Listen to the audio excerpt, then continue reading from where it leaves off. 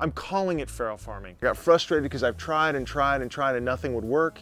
So then I just took the seeds and I was like, ah! And it worked.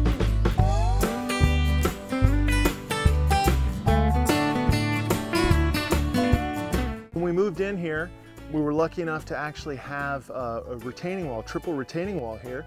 So it was a free raised bed, and that's where I started. So then after I got this one started, I was hip and cool to have raised beds, so I decided I would try another raised bed, so I bought one, and we'll go look at that one next. This is the raised bed that I purchased. It's actually two parts. It's this area here and this area here.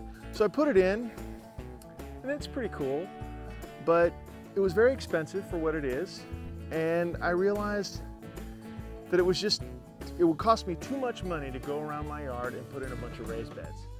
So then it turned out I had a dead tree on the property, so I had the tree cut down, and they cut it into pieces. These logs here came from a tree that fell down in the park behind us, and these other logs around the tree there came from the tree that I had cut down in my yard.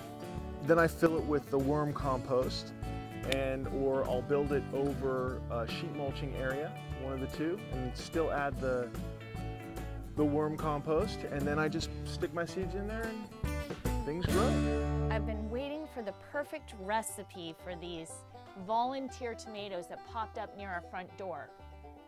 So these are going to be delicious along with my greens and my squash. Ooh, look at this beautiful summer squash. I love summer squash and soup. So here in the kitchen, I've been working on my garden vegetable soup, and I started with a stock over here. So first I trimmed all the vegetables and I put all the trimmings in here. So I have an onion, some carrots, some celery, and then I have all the squash skin, all the squash ends, the insides of the squash. Then I brought it to a boil, and I've been simmering it now for a half an hour, so it's almost ready. So now I'm going to start the soup. So I have my soup pot here on medium heat. I'm going to add a couple of tablespoons of olive oil, and then I'm going to add an onion that I've chopped up.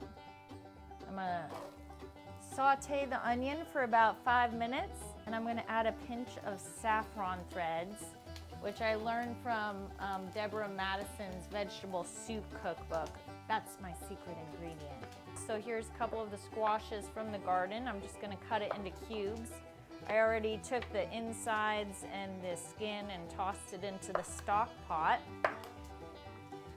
And I'm gonna add all of the vegetables at the same time. So I've already cut up some carrots here, and I'm just gonna put all of the squash in there with them. I'm also gonna add some garlic I chopped up, a few cloves of garlic into this bowl. And I'm also gonna add volunteer tomatoes. And then I'm gonna add some potatoes. That looks good. This onion's starting to look like it's nicely translucent. So now I'm gonna add the vegetables to the soup pot and saute those for 5 minutes. So now I'm gonna strain our homemade stock right into the soup. And I'm gonna very carefully, because this is hot, pour this right in there. You can see all the seeds from the squash and all the stuff that we have in there. And now we're just gonna turn the heat up a little on the soup, and we're gonna simmer it for 20 to 30 minutes. About 20 minutes in, I'm gonna add the collard greens because they only need 5 to 10 minutes to cook.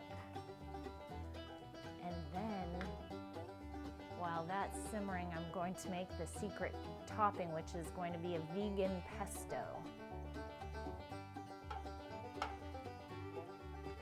Ooh, that looks good.